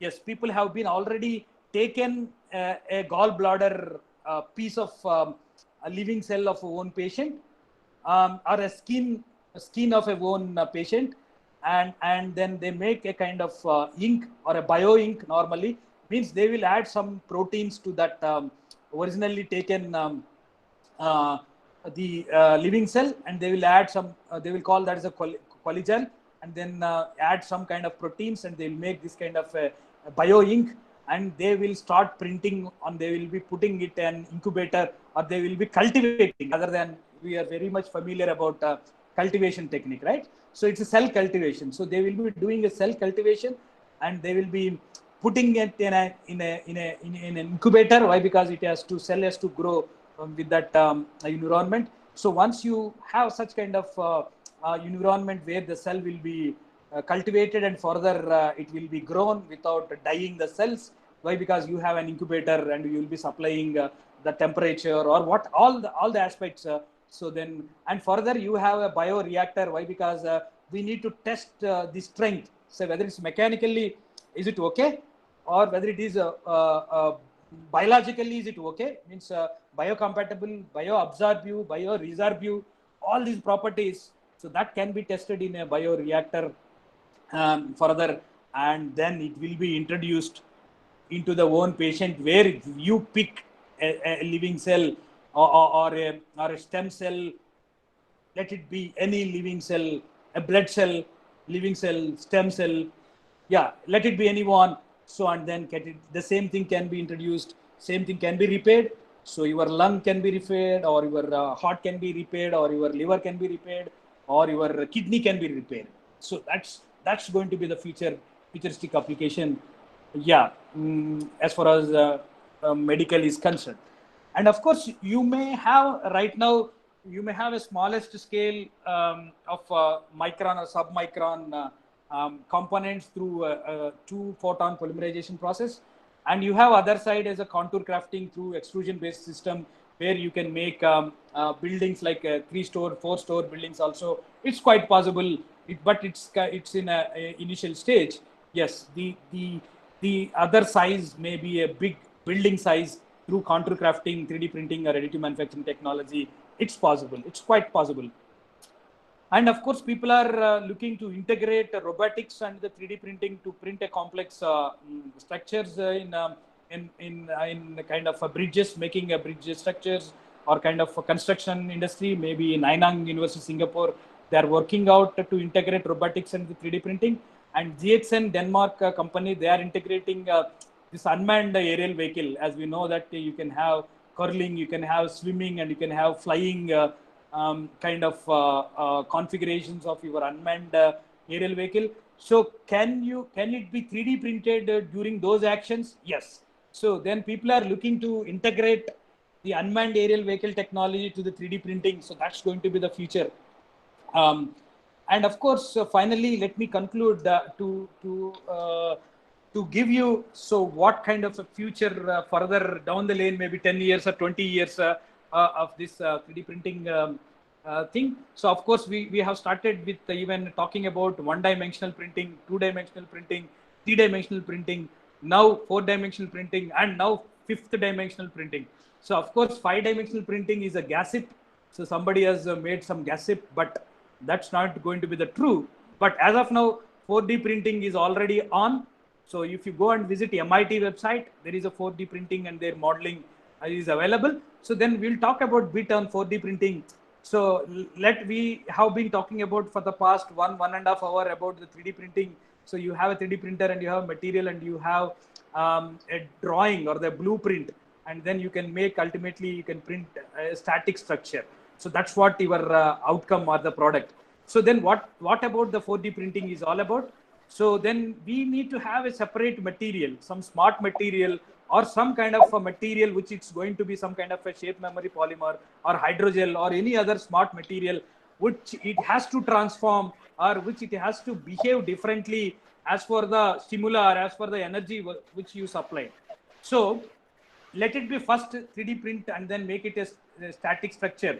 And further, so over the period of time, so if you add some stimuli or like you have water or temperature or energy, if you add to the stimulus to this more static structure which you have 3D printed through 3D printing, and now you can add some mechanism of interaction and some kind of modeling and some kind of simulation and then integrate, and then your static structure, now it has become more dynamic rather than more intelligent structure. Why? Because you have used some smart material to do that. So what is that smart material and what it do? Of course, with the 3D printing application where you have a static structure, so over the period of time it is getting transformed. Say for example, if you take this kind of some non-living material, so which it has some kind of a petal structure, open petal kind of a structure. But if you apply some water, temperature, or energy, so any stimuli, and over the period of time, so it is trying to close. This means it is getting transformed. So it is getting transformed over the period of time by giving some stimuli. And say this may be the non-living material, but if it is a kind of a smart material or a biomaterial, if it is, say for example, if an art patient has 4D printed some stunt or some kind of device in the heart ventricle, right? And as and when he'll get a massive attack, the heart stroke. So let this material, the 4D printed device, so let it allow the flow, or it will expand rather than. So then it will allow, once it got expanded, so your blood will flow easily, right? So it's going to be the life saving application of your 4D printing. It's not a living application, the non-living material, non-living application like a robotic gripper, and how it will be automatically or intelligently it is picking or unscrewing or screwing it, right? So that's going to be the future we are going to witness down the lane, maybe 10 years or 15 years. So I'm sure we can hope for that best. And let me conclude with my last slide. So now you can see more. Nowadays, you can even sub-micron sized parts also. MEMS devices also now can be printed, and further more small size structures can be further printed in the future. And of course, you can have a self-healing microstructural 3D printed parts, which we can expect. And in the future, even you can print directly your batteries, the EV vehicles. For EVs, you can print even the lithium-ion battery or things like that. And even you can make a digital and analog structure both in a single go. Means I can have a cell phone. So the cell phone, so I can print my display board, I can print my mechanical or electronic board or in that, or cover everything in a single. So means it consists of both digital design and analog design, right? So can my 3D printing in the future, can it print as it is, like digital designs and non-digital designs, or the analog the designs and the materials in a single go? The answer may be yes. So and in the future, so what is going to be the take home message of the future? So definitely it's not going to be the layer by layer in the future. It's going to be the voxel by voxel. So you know the voxel, it is a simple cube or any other shape. It's going to be the basic element that a product is consists of. So those can be printed millions or billions of voxels per second. So and then maybe in future we can see these kind of 3D printers which can print these voxel kind of structure, not in the layer. Layer you have staircase and other challenges which we have been talking about right from the 1980 to till date. So you have by nature, layer by layer, you have a several constraints also. But if it is a free form or if it is a kind of a voxel by voxel, so definitely it's going to be a further development in the 3D printing era. So before handing over the session to the organizers, so let us summarize what we have been talking about from the past 1 hour 45 minutes. So it is, we started with the importance of 3D printing under the Industry 4.0 scenario. And of course, the conventional versus additive manufacturing, what extra you're going to go with, get with the additive manufacturing fabrication, and steps involved in 3D printing or additive manufacturing process, and material compatibility and applications of various 3D printing applications, and activities at NIT Warangal, and 3D printing in COVID like PPEs or ventilator parts or diagnostic nozzle swabs, and future directions of 3D printing. So that's what we have been talking about. And to conclude, if somebody is interested in looking for some kind of services, and of course these may be global services, in India also their presence is very much available. 3D systems, they can serve you, or HP digital marketing network, or 3D experience, 3D hubs is another Netherlands based service provider. In India also they have their presence in India, and Proteek is another marketplace in Indian market also. It is very much available. And Shape Waves, even you can customize, you can design your own part, and then you can choose what material and you want to print it. So then through that portal, you can do a lot of stuff through Shape Waves. That is another customized solutions which you can visit and order the your designs on your 3D printed products, and Proto Labs, and of course Stratasys, and several players, Jebil.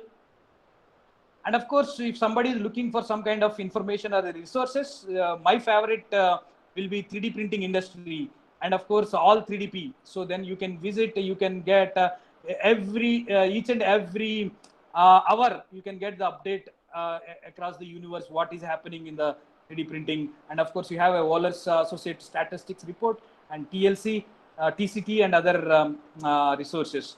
And finally, if you are looking for some kind of a conferences and trade shows, and then Formnext is the biggest European conference in additive manufacturing. And of course, in American, you have AM 290 and AM Inside 3D Printing. You have another conference and trade fairs.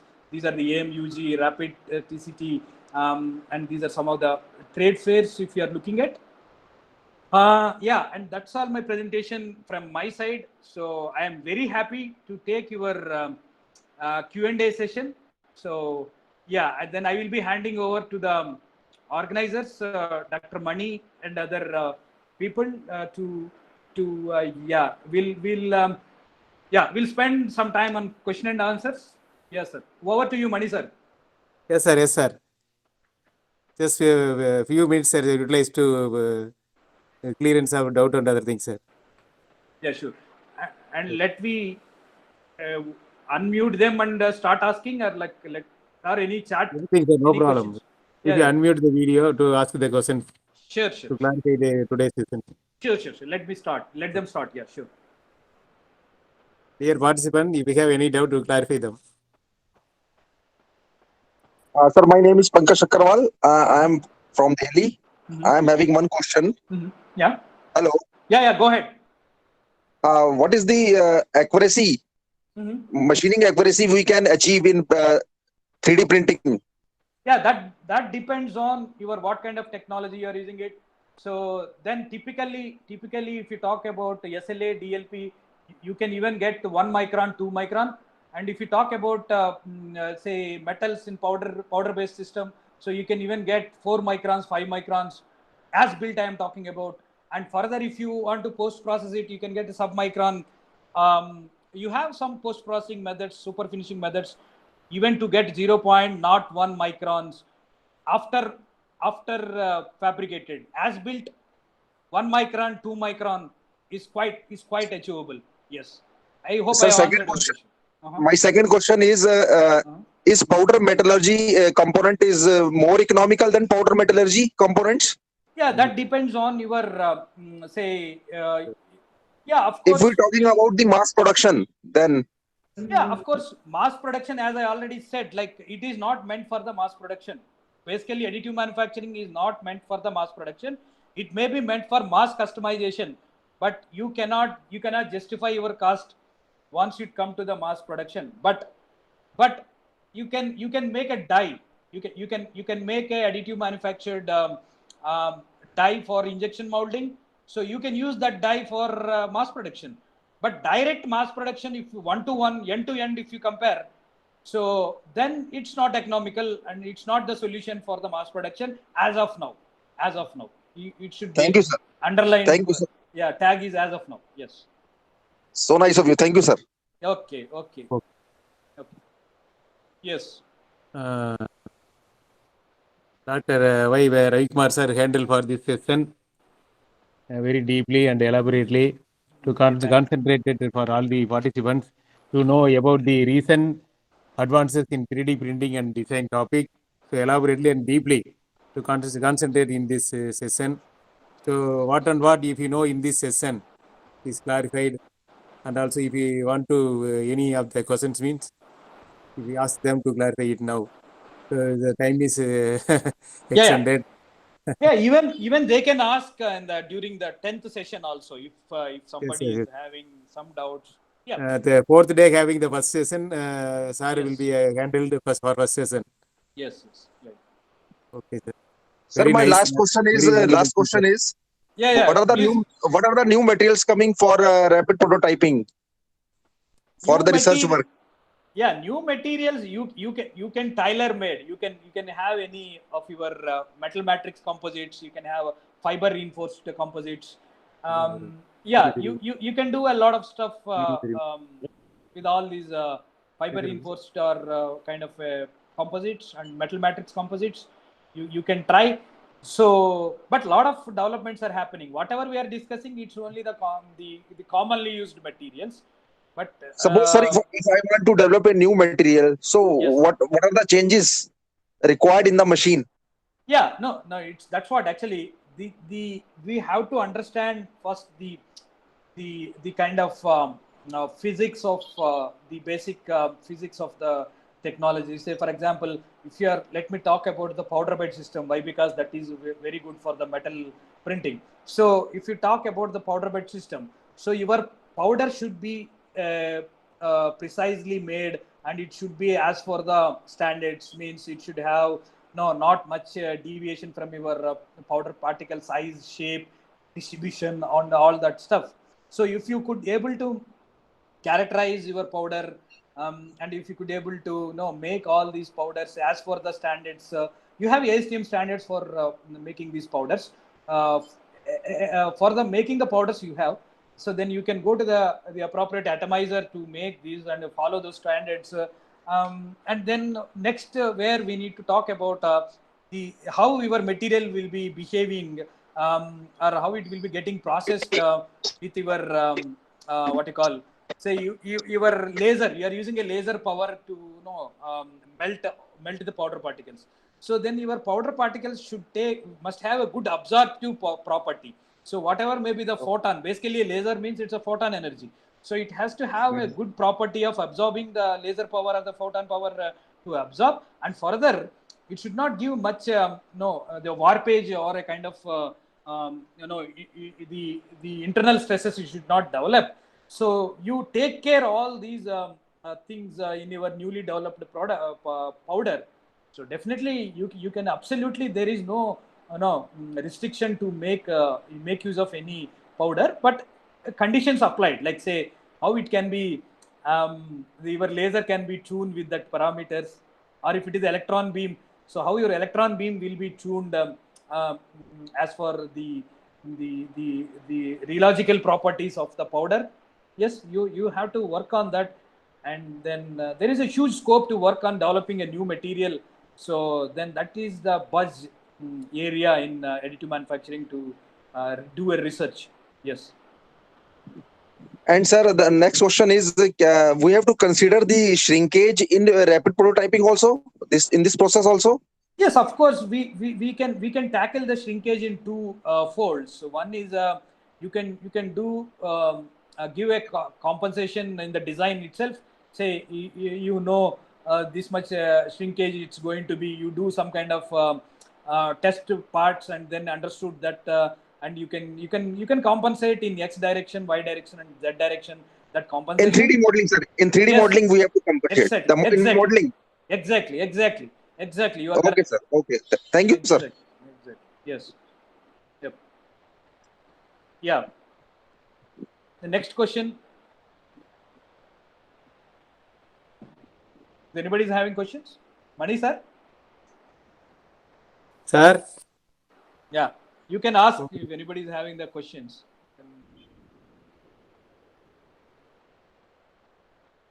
Dear participants, do you have any questions? They're asking some feedback link.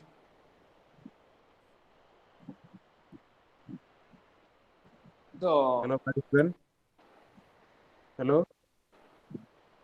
No, sir. I have already asked my questions. okay, thank you. Thank you, sir. Thank you, sir.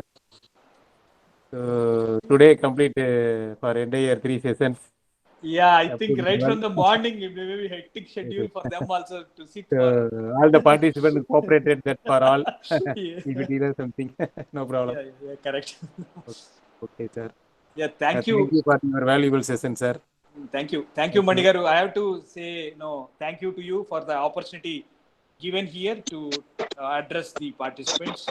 Yes, So a big thanks to you, Dr. Mani. Yeah. Yes, sir. Stop. Sir, stop presentation and unmute the video, sir. For photo session, sir. Oh, then I have to present Yes, it. sir. Each and every participant unmute the video.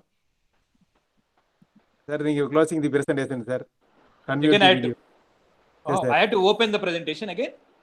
No, sir. You are closing the presentation. And unmute the video, sir.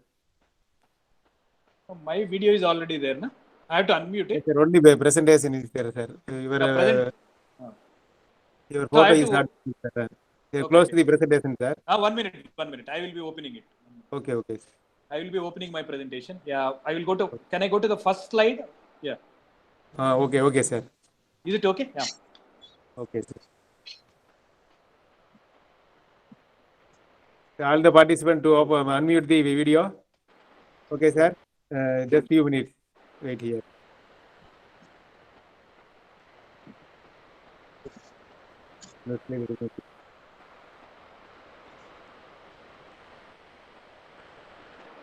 Okay, sir. Thank you, sir. Okay, thank you. Thank you, participants. Tomorrow onwards to start the program, exactly 10 o'clock, up to within 3:30 to 4:30 to complete every 3 sessions, sir. There is no delay. So all the participants, you should attend for the timing. So today having some delay due to some of the interruption. Okay, sir. If you participant, if you have any feedback. No, from my side. Okay, sir. Okay. Okay, thank you, Okay, Padiphan. Mani sir. Yeah. Okay, sir. Thank you, sir. Thank you. Thank you Thank you all. for your valuable speeches. Thank you, Thank sir. you. Thank you all. In Thank you. between the busy schedule, you are come to deliver something. Yes. After Yes. today's session completed now. Yes. Yes.